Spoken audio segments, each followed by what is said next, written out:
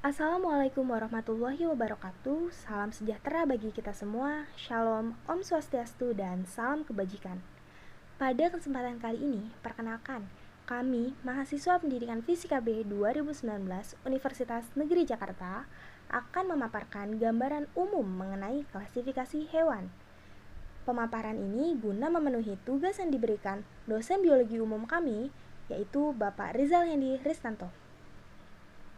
Sebelumnya, izinkan kami memperkenalkan anggota kelompok yang terdiri dari Faradilaika Pratiwi, Muhammad Akila Habibi, Amel Dwi Cahya Putri, dan Santi Intan Rahmawati.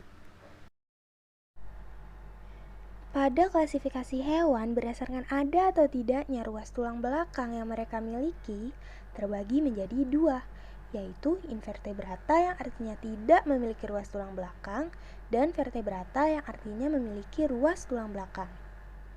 Pada invertebrata, terdapat lebih banyak filum daripada vertebrata, di mana vertebrata memiliki 8 filum yang terdiri dari Porifera, Coelenterata, Platyhelminthes, Nemathelminthes, Annelida, Mollusca, Arthropoda, dan Echinodermata.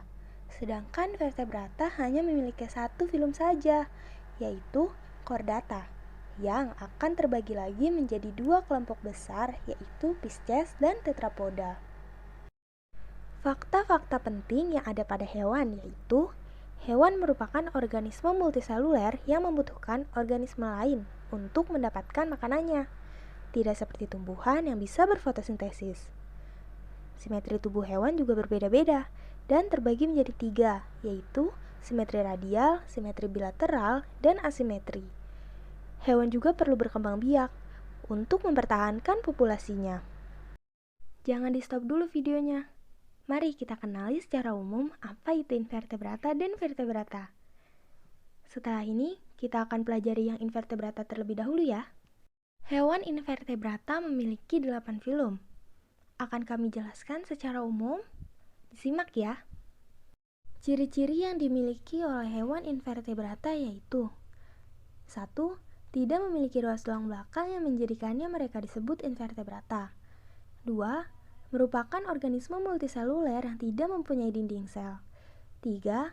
Mereka juga tidak mempunyai tulang endoskeleton yang kuat dan keras. 4. Pada sistem pernafasannya melalui bagian kulit. 5. Dapat berkembang biak secara seksual dan aseksual. 6. Mempunyai 3 bagian tubuh yang terdiri dari kepala, dada, dan perut. Yang pertama, filum Porifera. Filum Porifera adalah salah satu filum dalam invertebrata yang memiliki pori pada permukaan tubuhnya. Pori pada permukaan tubuhnya ini berfungsi sebagai saluran untuk keluar dan masuknya air, di mana dalam air tersebut terdapat makanan yang akan ditujukan ke rongga dalam tubuh hewan tersebut. Porifera dapat juga disebut sebagai hewan bersel banyak atau metozoa yang sangat sederhana. Hewan porifera mempunyai beberapa sel dengan tugas yang berbeda. Porifera tidak memiliki alat gerak. Ia melekat pada dasar perairan, biasanya di dasar laut. Namun, ada beberapa yang hidup pada air yang tawar. Berdasarkan jenis susunan kerangkanya, ada 3 kelas yang membagi porifera, yaitu Calcarae, Hexactinellida, dan Demospongiae. Kelas pertama, kelas Calcarae. Kerangkanya tersusun oleh zat kapur. Kelas ini juga memiliki berbagai bentuk saluran air, seperti sikon, askon, dan lukon. Salah satu contohnya adalah Clatrina bianca. Yang kedua, kelas Hexactinellida. Pada umumnya mempunyai bentuk saluran air sikon dan lukon. Ada beberapa hewan dari kelas ini yang melekat pada substrat dari bantuan batang semu. Contohnya, Peronema rapanus. Kelas yang ketiga yaitu kelas Demospongiae. Kelas ini mempunyai tipe saluran lukon dan biasanya hidup di laut. Kerangkanya tersusun atas silikon dari bermacam-macam bentuk dan tentunya mengandung jaringan spongin. Contohnya adalah Euspongia sp. Reproduksi pada porifera bisa terjadi secara seksual ataupun aseksual. Perkembangan pada filum porifera secara seksual biasanya dengan fertilisasi, dan yang aseksual yaitu dengan membentuk tunas. Untuk reproduksi secara generatif, hewan porifera yang mempunyai dua jenis alat kelamin dalam satu individu atau dapat disebut juga sebagai hewan hermaprodit itu memperoleh sel sperma dan sel telur dari waktu yang berbeda. Porifera dapat memperoleh sel sperma melalui sel konosit dan sel telur yang berasal dari amebosit. Selanjutnya, porifera melepaskan sel sperma ke air, sehingga akan bertemu dengan sel telur untuk fertilisasi. Zigot yang dihasilkan dari proses tersebut berkembang membentuk larva yang memiliki silia. Yang kedua, reproduksi secara vegetatif atau aseksual. Hal paling awal adalah terjadinya pembentukan kuncup pada kelompok. Kuncup tersebut biasanya akan muncul di pangkal kaki. Lama-kelamaan, kuncup tersebut akan menjadi besar yang akan membentuk sebuah kelompok. Potongan-potongan dari tubuhnya akan lepas. Hal tersebut akan membuatnya mudah dalam tumbuh dan berkembang menjadi yang baru. Selain itu, reproduksi secara vegetatif pada porifera juga bisa dengan membentuk butir benih atau gemulae. Gemulae merupakan sekumpulan sel mesenkim yang membentuk seperti bola, dilapisi dengan kitin dan spikula.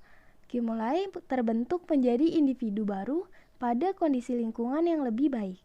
Gemulae akan menetas dan sel yang ada di dalamnya akan keluar lalu berdiferensiasi membentuk spons yang baru. Gemulae hanya ada pada porifera yang hidup di air tawar. Manfaat dari filum porifera bagi kehidupan antara lain berguna untuk dijadikan spons mandi.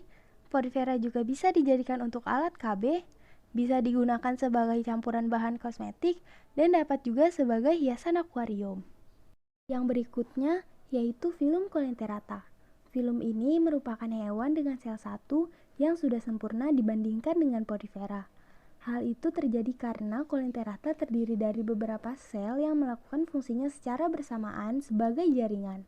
Tetapi, filum ini belum mempunyai alat pernafasan, susunan sel saraf, peredaran darah, dan ekskresi yang khusus. Filum ini memiliki tentakel pada sekitar mulut dengan sel cnidoblas yang menyusunnya. Kandungan dalam sel tersebut ialah mematokis atau sesuatu yang menyengat, dengan rupa seperti gelembung.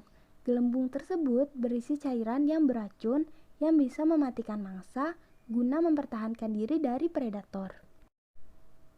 Ada 3 kelas yang membagi coleanthera, yaitu hydrozoa, scyphozoa, dan anthozoa. Kelas yang pertama, kelas hydrozoa. Beberapa bagian dari hydrozoa yang berbentuk polip dan mereka hidup di laut. Hydrozoa bisa berkembang biak secara seksual ataupun aseksual, namun sebagian besar dari hydrozoa adalah hermaprodit.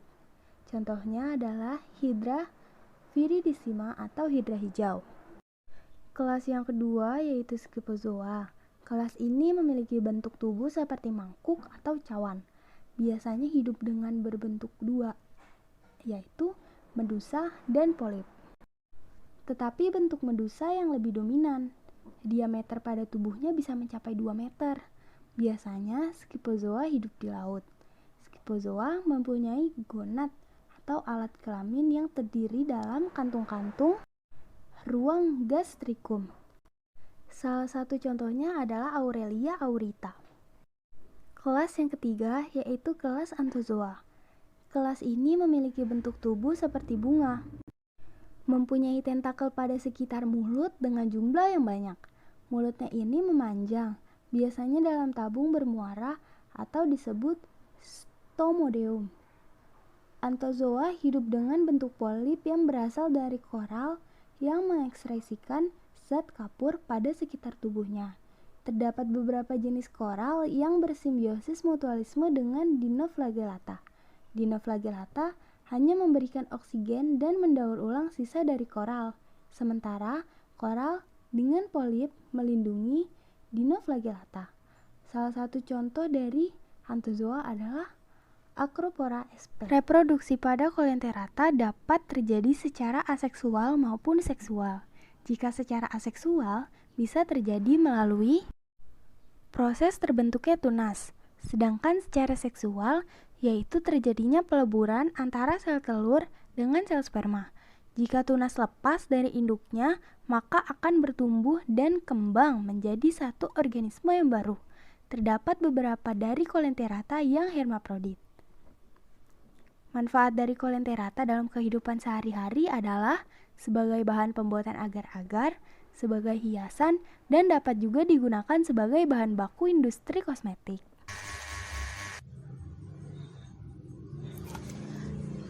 Filum Platyhelminthes adalah jenis cacing yang memiliki bentuk tubuh yang pipih, tidak memiliki susunan kerangka, serta bersifat lunak. Cacing ini dapat digolongkan tripoblastik yang terdiri atas lapisan luar atau ektodermis, lapisan mesodermis yang memiliki sistem reproduksi, sistem ekskresi, dan sel kelenjar serta lapisan otot. Dan lapisan endodermis yang mempunyai rongga gastravaskuler atau saluran pencernaan. Hampir semua cacing pada filum Platyhelminthes tidak mempunyai sistem peredaran darah. Hewan pada filum ini hidup di air dan berbagai tempat yang lembab. Namun, sebagian besarnya hidup hanya sebagai hewan parasit. Ada 3 kelas yang membagi Platyhelminthes, yakni Turbellaria, Trematoda, dan Cestoda. Kelas yang pertama yaitu kelas Turbellaria atau cacing rambut getar. Lapisan epidermisnya terdapat banyak sel kelenjar yang dapat disebut rhabdoid, berfungsi untuk melekat, membungkus mangsa, dan jejak lendir saat merayap. Turbellaria dapat dengan mudah memutar dan meliuk. Biasanya, cacing jenis ini hidup di air laut, air tawar, ataupun berbagai tempat yang bersuhu lembab. Namun, hewan ini tidak sering atau jarang hidup sebagai parasit. Hewan pada kelas Turbellaria mempunyai 2 mata dan tidak ada alat hisap pada tubuhnya. Turbellaria memiliki kemampuan besar untuk beregenerasi dengan memotong bagian tubuhnya. Salah satunya adalah cacing planaria. Kelas yang kedua adalah kelas Trematoda atau cacing penghisap. Semua cacing penghisap ini hidup menjadi hewan parasit dengan bentuk tubuh silinder atau menyerupai daun. Cacing ini parasit di banyak jenis inang. Pada umumnya, Trematoda dewasa hidup pada pembuluh darah vertebrata, serta di dalam paru-paru, usus, hati, dan pada ginjal. Hewan pada kelas Trematoda melindungi dirinya dengan menetap dan tinggal pada tubuh yang dijadikan inang, dengan melapisi permukaan tubuhnya dengan kutikula. Biasanya, bentuk tubuh hewan kelas Trematoda pipih dorsoventral dan tidak bersegmen. Trematoda tidak memiliki sistem peredaran darah. Contohnya adalah Fasciola hepatica atau cacing hati. Kelas yang ketiga adalah kelas Cestoda atau cacing pita. Merupakan hewan parasit pada tubuh hewan. Tubuhnya berbentuk pipih dengan panjang 2-3 meter yang disusun dari tubuh bagian kepala atau scolex, dilengkapi lebih dari 2 alat hisap dan bagian tubuh atau strobila yang terdapat alat perkembangbiakan. Cestoda menyerap sari makanan yang berasal dari usus halus inangnya. Sistem peredaran darah dan saluran pencernaan pada kelas Cestoda tidak dimiliki oleh kelas ini. Sel api merupakan sistem pengeluarannya, sedangkan sistem sarafnya terdiri dari ganglion pada scolex yang komisurannya melintang. Cacing pita juga dapat dikatakan sebagai hewan hermaprodit. Contohnya adalah Taenia saginata.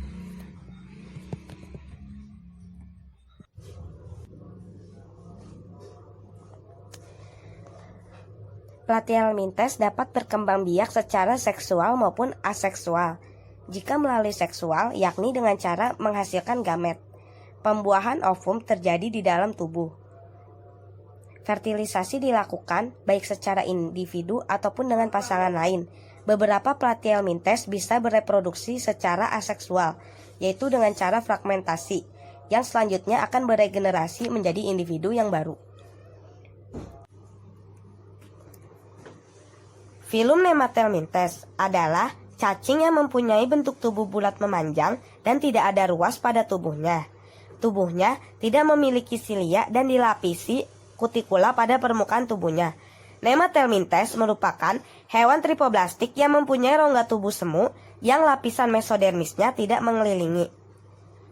Nematelmintes antara jantan dengan betinanya dapat dibedakan. Pada umumnya, betina memiliki ukuran yang lebih besar daripada yang jantan, di mana pada tubuh betina terjadi proses pembuahan sel telur. Nematelmintes ini hidup menjadi parasit pada tubuh manusia, tumbuhan, atau hewan lain. Ada dua kelas yang membagi nematelmintes, yakni nematoda dan nematomorfa. Kelas yang pertama, kelas nematoda. Hewan pada kelas ini mempunyai mulut, kutikula pada tubuhnya transparan, serta alat reproduksinya berupa ovarium pada betina dan testis pada jantan. Cacing ini pada umumnya berumur hingga 10 bulan. Contohnya adalah Ancylostoma duodenale. Kelas yang kedua adalah kelas nematomorfa. Di dalam usus vertebrata cacing kelas nematomorfa ini hidup. Pada dinding usus yang membengkok mereka melekat. Cacing jenis ini memiliki alat reproduksi yang terpisah, namun memiliki alat pencernaan yang sempurna. Contohnya adalah Gordius sp. Reproduksi nematelmintes. Pada umumnya, nematelmintes bereproduksi secara seksual yang sifatnya gonokoris, yakni terpisahnya kelamin betina dengan jantan dari berbeda individu. Tandanya, satu alat kelamin dimiliki oleh masing-masing individu. Proses fertilisasi terjadi dalam tubuh yang berikutnya akan menghasilkan banyak telur, di mana telur-telur ini berbentuk kista yang mampu untuk bertahan meski kondisi lingkungan yang sedang buruk. Filum Annelida adalah filum yang lebih dikenal dengan lintah atau cacing tanah. Pada bagian tubuhnya tertutupi kutikula dan terdapat ruas pendek yang berbentuk cincin. Filum Annelida termasuk ke dalam hewan tripoblastik karena memiliki rongga tubuh yang sejati. Terdapat saluran pencernaan, pembuluh darah, dan saraf pada rongga tubuhnya. Tetapi jantung tidak dimiliki pada sistem peredaran darahnya.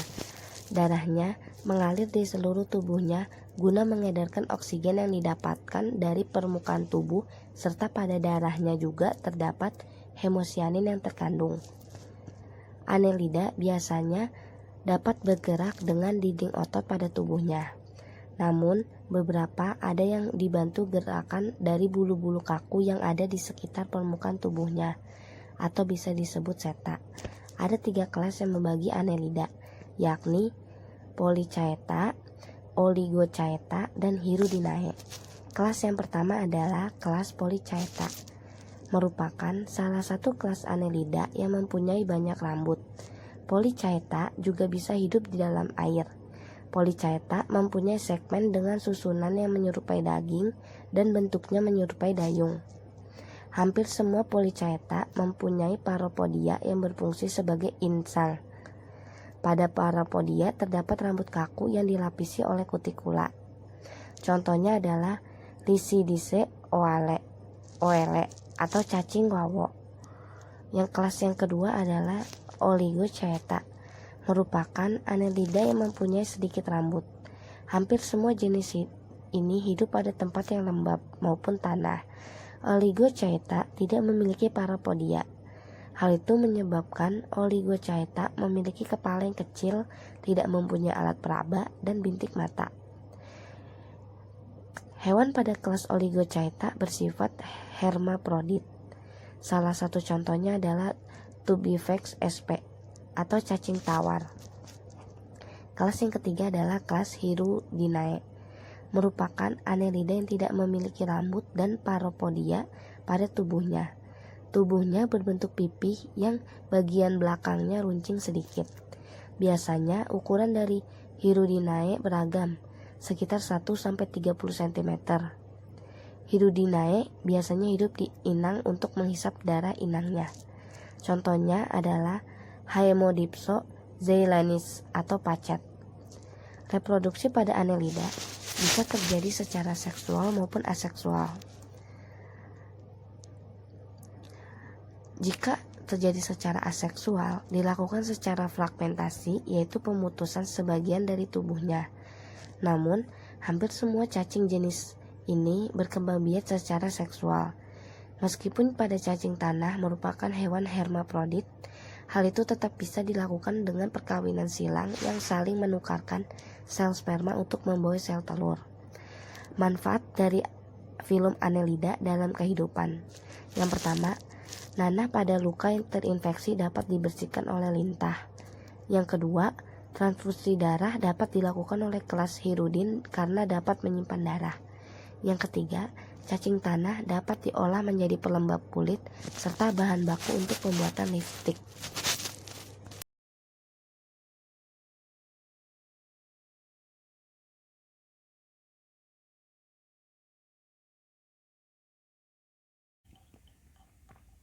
Filum Arthropoda. Terdapat spesies yang sangat banyak pada film ini jika dipresentasikan dengan film-film lain. Penyebarannya pun luas baik dari laut hingga pegunungan serta ada di kutub maupun khatulistiwa. Film jenis ini berpengaruh dan memiliki peran penting terhadap manusia.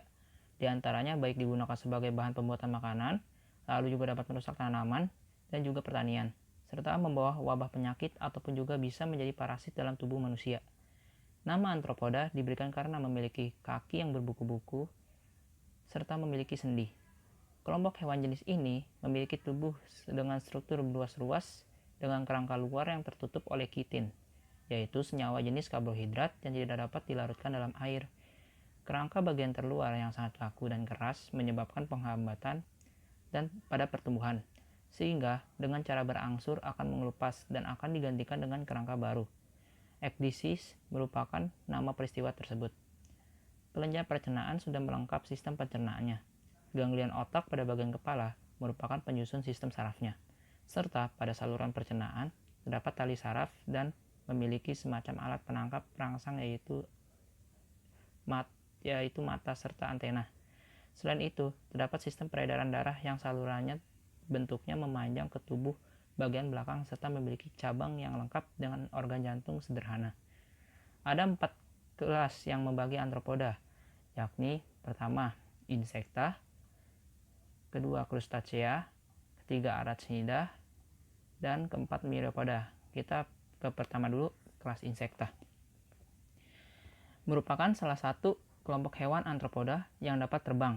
Sebagian besar dari kelas ini hidup di darat. Memiliki 3 pasang kaki. Bagian tubuhnya terbagi oleh 3 bagian penting, yakni perut, badan, dan kepala.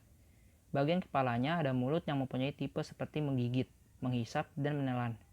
Pada umumnya, kelas ini memiliki sayap dan bernapas dengan trakea. Tubuhnya dikelilingi oleh kulit yang keras dari kitin.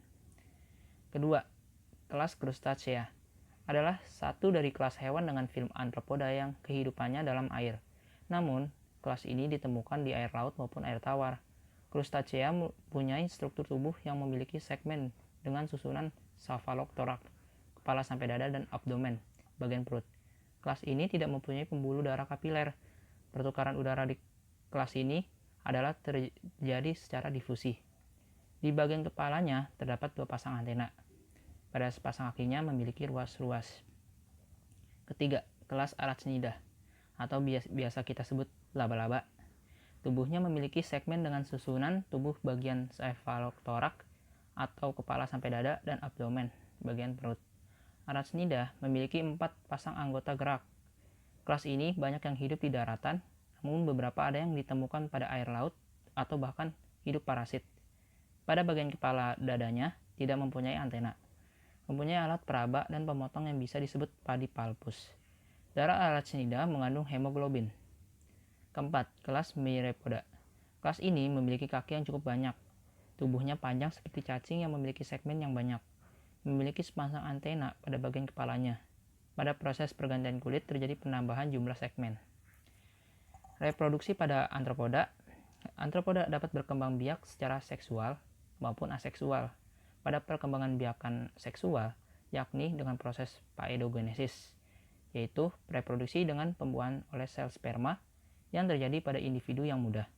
Untuk reproduksi secara aseksual, yaitu parthenogenesis, yang merupakan reproduksi yang tidak melakukan pembuahan oleh sel sperma.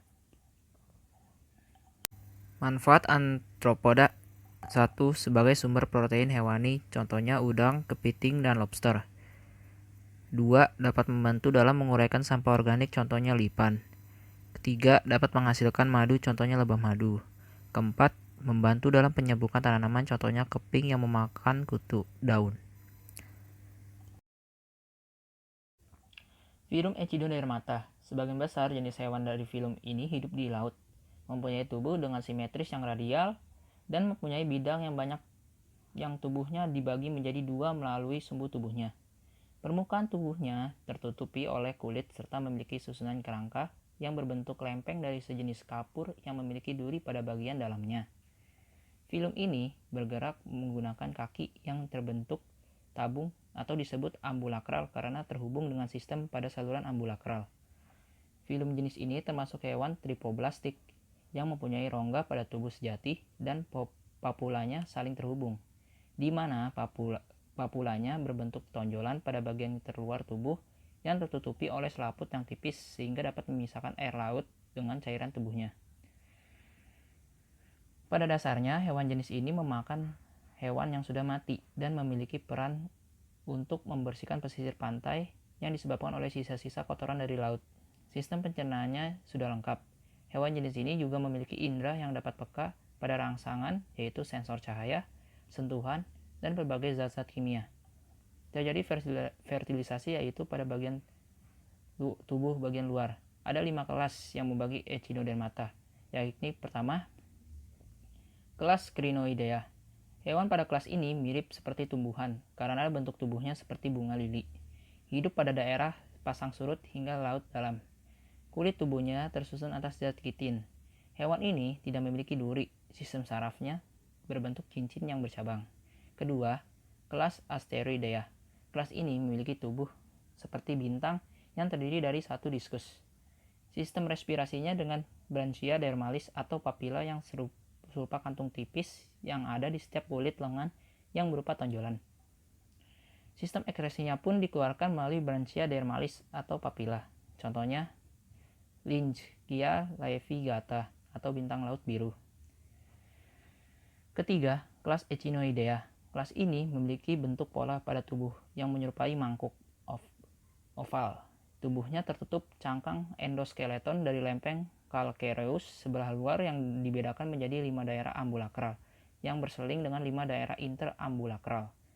Mulutnya terletak di pusat permukaan oral yang dikelilingi oleh peristonium. Anusnya terletak di kutub aboral yang dikelilingi oleh periprok. Pada kelas ini tidak ada sistem peredaran darah dan ekskresi, namun sistem sarafnya masih sederhana. Kehidupan hewan pada kelas ini adalah pada daerah pantai, di atas terumbu karang, di dasar laut, di lumpur bagian dalam, ataupun pada sungai-sungai. Contoh dari kelas ini adalah Echinos esculentus atau bulu babi berbulu pendek. Susah banget. Kelas Opiroidea memiliki bentuk tubuh pipih yang diskus sentralnya bersegi 5 ataupun bulat. Kelas ini tidak mempunyai anus, lekuk ambulakral, dan intestin. Hidup pada batuan karang di laut. Sistem dengan 5 pasang kantung udara kecil yang terletak pada sekitar celah mulut. Kelima, Holoturoidea. Kelas ini mempunyai bentuk tubuh yang simetris bilateral. Kelas ini memanjang dengan mulut terletak di satu ujung dan anus pada ujung lain. Tidak ada spina pada permukaan tubuhnya. Mulutnya dikelilingi oleh kumpulan tentakel. Biasanya bergerak dengan podia atau kaki tabung. Sistem pencernaannya berbentuk panjang dan berliku-liku. Sistem respirasi pada kelas ini disebut dengan pohon dari respirasi. Hal tersebut disebabkan karena tersusun dari saluran utama yang berjumlah 2 yang juga memiliki 2 cabang. Reproduksi pada Echinodermata. Berkembang biak secara generatif atau seksual, yaitu melepaskan sel sperma dan sel telur ke laut dan proses pembuahannya berlangsung eksternal di dalam laut. Manfaat Echinodermata. Manfaatnya pertama, dapat dikonsumsi sebagai makanan, contohnya bulu babi. Kedua, dapat diperdagangkan, contohnya teripang kering.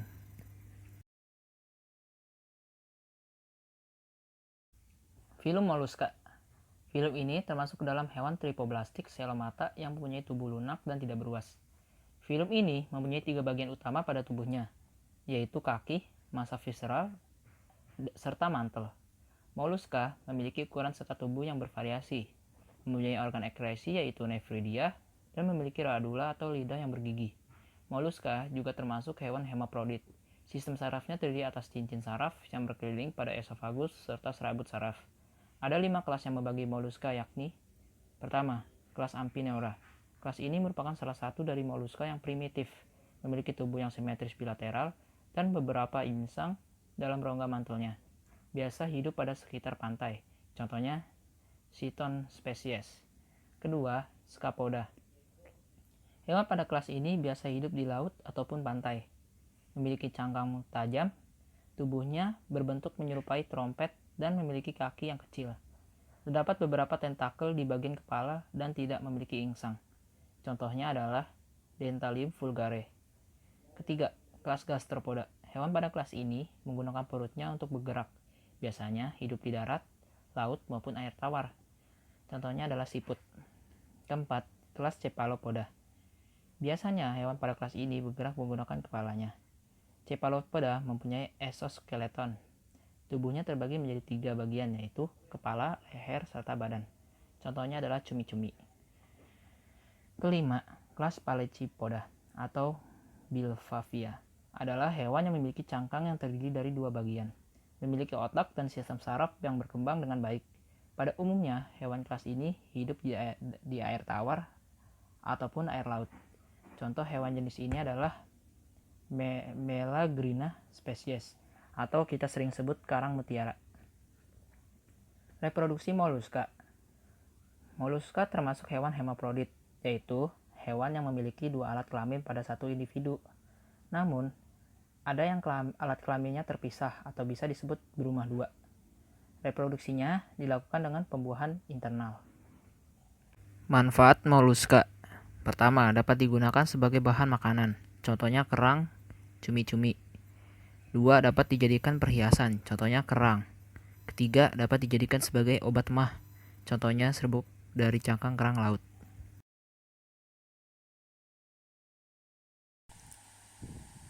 Vertebrata merupakan subfilum terbesar dari Chordata karena ia mencakup semua hewan yang memiliki tulang belakang yang tersusun dari vertebra. Ke dalam vertebrata dapat dimasukkan semua jenis ikan, amfibia, reptil, burung, serta hewan menyusui. Tulang belakang pada vertebrata berfungsi untuk menopang tubuhnya agar tegak dan juga menyokong tulang-tulang lain yang ada di dalam tubuh vertebrata. Ciri-ciri vertebrata diantaranya itu yang pertama, bentuk tubuhnya yang simetri bilateral dan terbagi menjadi 3 bagian, yaitu kepala, badan, dan ekor. Yang kedua, sarafnya tersusun dari otak dan sumsum tulang bagian belakang. Yang ketiga, suhu tubuhnya menyesuaikan bagaimana kondisi lingkungan. Yang keempat, sistem pernafasan dengan paru-paru dan insang operkulum. Yang kelima, kulit tersusun dari bagian epidermis dan juga bagian endodermis. Seperti yang sudah saya sebutkan sebelumnya, vertebrata mewakili sebagian besar dari filum Chordata. Vertebrata dapat diklasifikasikan ke dalam beberapa kelompok, yaitu dapat berdasarkan lapisan kulit yang menutupi tubuhnya, cara bereproduksi, pertahanan suhu tubuh, dan juga anggota badan. Saat ini, vertebrata yang hidup dibagi menjadi 2 kelompok besar, dan jika diklasifikasikan berdasarkan anggota badan, salah satunya yaitu keberadaan rahang, vertebrata dikelompokkan menjadi 2, yang pertama yaitu Agnatha, dan yang kedua ada Gnatostomata. Agnatha merupakan vertebrata yang tidak memiliki rahang. Agnatha sendiri terbagi menjadi 2 kelas, yaitu Mycini atau hagfish, yang merupakan Agnatha yang memiliki tentakel pendek yang mengelilingi mulutnya. Maka dari itu, hagfish ini memakan bangkai yang hidup di laut. Dan yang kedua yaitu kelas Cephalospidomorphi, yang merupakan Agnatha yang memiliki mulut penghisap, dan pada saat dewasa ia hidup sebagai parasit. Yang kedua ada Gnatostomata. Gnatostomata ini merupakan vertebrata yang memiliki rahang. Nah, berdasarkan bentuk alat geraknya, Gnatostomata dikelompokkan menjadi 2 kelompok besar lagi, yaitu Pisces dan Tetrapoda. Tetrapoda nanti terbagi lagi menjadi beberapa kelas, yaitu amfibi, apes atau burung, reptil, dan juga mamalia atau hewan menyusui. Yang pertama ada kelompok atau kelas Pisces. Pisces memiliki ciri utama yaitu hewan yang tubuhnya bersisik, berdarah dingin, hidup di dalam air, bernafas menggunakan insang, bergerak menggunakan sirip, tidak memiliki dermal internal, kepala berhubungan langsung dengan tubuh, dan umumnya gerakannya tidak bebas. Berdasarkan angka tubuhnya, Pisces dibagi menjadi dua, yaitu Chondrichthyes dan Osteoichthys. Yang pertama, Chondrichthyes. Chondrichthyes merupakan ikan yang memiliki rangka tubuh yang lentur, umumnya hidup di laut dan beberapa saja di air tawar. Tubuhnya ditutupi oleh sisik plakoid, giginya berbentuk kerucut, insang tidak ditutup operkulum, dan tidak memiliki paru-paru atau gelembung renang. Chondrichthyes memiliki 3 ordo, yaitu Trothemada, Hypotremada, dan Chimeriformes. Yang kedua, yaitu ada Osteoichthys. Osteoichthys merupakan ikan yang memiliki rangka tubuh yang terbuat dari tulang yang hidup di laut dan atau air tawar. Kulit tubuhnya dilapisi sisik dermal pipih atau plat tulang dan kadang tidak bersisik. Insangnya tertutup operkulum dan tiap lengkungannya berfilamen. Sirip pelvik yang tidak berkembang menjadi clasper. Ordo pada kelas ini banyak ditemukan di berbagai perairan. Beberapa di antaranya yaitu Polyptriformes, Anguilliformes, dan Osteoglossiformes. Sistem reproduksi pada Pisces ditandai dengan peleburan gonad jantan dan gonad betina. Fertilisasi pada ikan atau Pisces dapat dilakukan dengan cara fertilisasi internal dan juga fertilisasi eksternal. Namun, pada umumnya, Pisces atau ikan melakukan fertilisasi eksternal, yaitu dilakukan oleh ikan ovipar atau ikan yang bertelur. Nah, pada ikan ovipar ini, telur akan dikeluarkan dari dalam tubuh induknya, lalu dibuahi oleh sang jantan. Namun, pada fertilisasi internal, dilakukan oleh ikan ovovivipar atau ikan yang bertelur dan juga beranak, terjadi di dalam tubuh ikan betina dengan awalan masuknya sperma ke sel telur melalui mikrofil. Pisces memiliki peran dalam kehidupan manusia, yaitu sebagai sumber protein hewani atau vitamin A, yaitu sebagai minyak ikan. Yang kedua, sebagai bahan perekat. Yang ketiga, untuk dijadikan tepung untuk pakan ternak dan pupuk dari limbah ikan. Dan yang terakhir, sebagai hewan peliharaan, yaitu ikan hias. Yang kedua, ada kelompok tetrapoda. Tetrapoda sendiri merupakan vertebrata berahang dengan anggota tubuh yang memiliki pasangan masing-masing, yaitu 5 jari, leher terhubung dengan kepala dan dapat bergerak bebas, lubang hidung dalam yang terbuka ke arah rongga mulut, dan sistem pernafasan atau respirasi dengan paru-paru. Tetrapoda umumnya hidup di darat.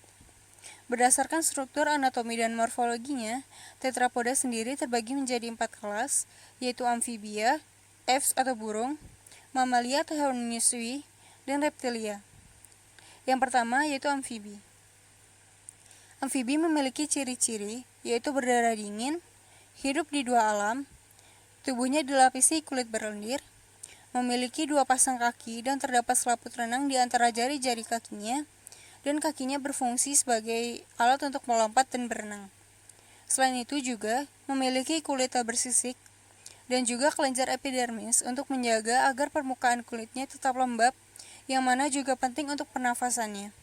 Pernafasan pada saat masih kecebong berupa insang, namun setelah dewasa, alat pernafasannya berupa paru-paru. Kulit dan juga hidungnya juga mempunyai katup yang mencegah air masuk ke dalam rongga mulut ketika ia menyelam. Pada amfibi, terdapat selaput tambahan pada organ matanya yang dikenal sebagai membrana nictitans yang sangat berguna sewaktu amfibi itu menyelam. Amfibi juga memiliki kepala melekat pada satu tulang leher yang berhubungan dengan tengkorak pada 2 tonjolan atau condylus. Jantung amfibi terdiri dari 2 atrium dan 1 ventrikel, maka dari itu, peredaran paru-paru dan peredaran sistematik hanya terpisah sebagian atau parsial. Lengkung aorta kiri dan kanan lengkap dan juga berfungsi dengan baik. Amfibi dapat dibagi menjadi beberapa ordo, yaitu Urodela, Apoda, dan Anura. Sistem reproduksi pada amfibi dilakukan secara fertilisasi eksternal atau di luar tubuh dari si amfibi. Nah, saat musim kawin tiba, tubuh dari sang katak jantan ditempelkan ke punggung si katak betina, lalu menekan perutnya. Nah, posisi ini itu disebut amplexus. Proses amplexus ini dapat berlangsung dalam jangka waktu yang lama, dan juga memungkinkan ovum untuk dikeluarkan oleh katak betina dan juga sperma yang dikeluarkan oleh katak jantan itu dalam jumlah yang banyak. Sel telur katak betina dan sperma katak jantan melebur selanjutnya menjadi zigot dan berkembang menjadi embrio. Cairan kental yang nantinya akan melindungi si embrio yang terbentuk tersebut hingga kelompok telur itu membentuk gumpalan telur yang kemudian berkembang menjadi berudu dan berdiferensiasi menjadi katak. Dalam kehidupan kita, amfibi memiliki peran yaitu sebagai sumber protein hewani dan juga pengendali hama alami karena ia merupakan pemakan serangga. Nah, selanjutnya ada kelas reptil. Reptil sendiri merupakan sekelompok hewan melata yang tubuhnya dilapisi kulit dari sisik tanduk dengan osteoderm tulang yang memperkuatnya. Reptil tidak memiliki kelenjar epidermal. Pada umumnya, anggota badan reptil itu sama seperti amfibi, yaitu ia berorientasi lateral, namun terkadang juga tereduksi. Nah, reptil ini mengatur suhu tubuhnya dengan perilakunya sendiri. Saat ia memerlukan panas, maka ia akan menjemur dirinya dan sebaliknya. Jika suhu lingkungan sangat panas, reptil akan berteduh di bawah batu atau di dalam lubang. Reptilia sendiri memiliki 4 ordo, yaitu Crocodilia, Testudinata, Rhynchocephala, dan Squamata. Selanjutnya ada sistem reproduksi reptil. Umumnya reptil bereproduksi secara ovipar. Embrio berkembang dalam telur dan dilindungi oleh cangkang. Embrio tersebut akan dapat makanan dari dalam tubuh induknya. Tubuh induk betina akan mengeluarkan telur yang selanjutnya ia arami sampai pada akhirnya menetas. Namun, terdapat beberapa reptil yang bereproduksi secara ovovivipar, yaitu bertelur dan juga beranak. Contohnya yaitu ular dan kadal. Pada cara ovovivipar, embrio berkembang di dalam telur, namun telurnya tersimpan di dalam tubuh induk betina. Embrio tersebut akan dapat makan dari cadangan makanan yang berada di dalam telur. Setelah cukup umur, telur akan pecah di dalam tubuh induknya, dan anak akan keluar dari vagina tubuh induknya. Reptil memiliki peran dalam kehidupan manusia, yaitu sebagai hewan untuk dipelihara, sebagai bahan untuk membuat kerajinan, untuk pengendali hama, dan juga untuk dikonsumsi. Selanjutnya ada kelas aves atau burung. Aves atau burung merupakan vertebrata yang sangat mudah untuk diketahui atau dikenali karena umumnya tubuh burung tertutup oleh bulu. Namun terdapat sisik yang menutupi kaki bagian bawah aves layaknya reptil. Aves memiliki beberapa ordo, diantaranya Ordo Galliformes, Ordo Grallatorus, Ordo Natators, Ordo Columbiformes, Ordo Coraciformes, Ordo Oscines, dan Ordo Apodiformes. Sistem reproduksi pada aves atau burung yaitu organ reproduksi pada aves jantan atau burung jantan yaitu sepasang testis yang wujudnya oval dan terdapat di sebelah ventral lobus penis. Nah, testis tersebut digunakan sebagai wadah penyimpanan spermatozoa yang mana pada saat musim kawin tiba, testis burung akan membesar. Nah, pada burung betina atau aves betina, organ reproduksinya adalah ovarium. Ovarium dari burung betina hanya berkembang pada bagian kirinya dan terdapat pada bagian dorsal rongga abdomen. Karena tidak tumbuh secara maksimal dan ukurannya kecil, ovarium kanan burung disebut rudimenter. Nah, dengan demikian, saluran reproduksi burung yang berkembang juga hanya bagian kirinya saja. Saluran reproduksi ini akan bermuara di kloaka. Ovarium burung ketika matang akan tampak seperti sekelompok anggur. Burung adalah hewan dengan reproduksi ovipar dengan proses fertilisasi secara internal. Fertilisasi berlangsung di daerah ujung oviduk dengan ditandai masuknya sel sperma ke dalam oviduk. Ovum yang sudah dibuahi akan menuju kloaka dan saat itulah ovum yang sudah terbuahi tersebut akan dikelilingi oleh cangkang yang berupa zat kapur. Telur burung akan menetas apabila dirami oleh induknya dan suhu tubuh induk pada saat pengeraman sangat berperan penting dalam pertumbuhan embrio. Ketika tiba waktunya telur menetas, dengan paruhnya anak burung tersebut akan memecahkan kulit telurnya sendiri yang mengelilingi tubuh mereka. Di dalam kehidupan, eggs memiliki peran yaitu sebagai sumber protein hewani karena daging dan telurnya diperoleh untuk dimakan. Selanjutnya juga dibuat shuttlecock dari bulu-bulunya, dibuat sebagai pengisi dalam badan bantal juga, dan juga kemoceng. Selanjutnya, warna bulu burung yang indah dan suaranya yang merdu menjadi salah satu cara untuk memenuhi kebutuhan akan hobi dan kesenangan manusia.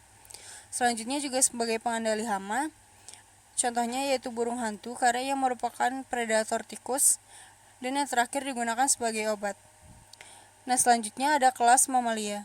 Mamalia merupakan kelas hewan vertebrata yang memiliki kelenjar susu, tubuhnya ditutupi rambut, dan berdarah panas. Mamalia dapat dibagi menjadi 3 subkelas berdasarkan cara mereka merawat anak selama embrio berkembang, yaitu Prototheria, Metatheria, dan Eutheria. Selanjutnya, hewan mamalia diklasifikasikan ke dalam beberapa ordo, diantaranya yaitu ordo Marsupilia, ordo Insectivora, ordo Dermoptera, ordo Chiroptera, ordo Primata, ordo Rodentia, ordo Carnivora, ordo Lagomorpha, ordo Cetacea, ordo Proboscidea, ordo Perissodactyla, dan ordo Artiodactyla. Sistem reproduksi pada mamalia yaitu organ reproduksi pada mamalia jantan berupa sepasang testis dengan bentuk bulat telur dan terdapat di dalam skrotum yang berguna untuk menghasilkan sperma. Sedangkan organ reproduksi pada mamalia betina yaitu sepasang ovarium yang diselubungi oleh kapsul pelindung dan mengandung beberapa folikel yang berfungsi untuk menghasilkan sel telur dan terdapat pada rongga perut di bagian kanan dan kirinya. Umumnya, mamalia bereproduksi secara vivipar dan prosesnya melalui fertilasi internal. Kecuali pada platypus, karena platypus merupakan mamalia yang bereproduksi secara ovipar. Hasil fertilisasi pada mamalia selanjutnya akan membentuk zigot yang akan bergerak mengarah ke uterus. Kemudian zigot ini akan berkembang pada dinding rahim menjadi embrio yang diselubungi selaput embrio, yang terdiri atas amnion, korion, dan allantois. Selaput tersebut juga berfungsi melindungi embrio dari guncangan dan kekeringan. Mamalia memiliki peran dalam kehidupan yaitu sebagai sumber protein hewani, sebagai bahan kerajinan. Mamalia juga merupakan anggota penting dalam rantai dan jaring makanan. Dan yang terakhir, mamalia membantu pertanian dalam pengelolaan sawah.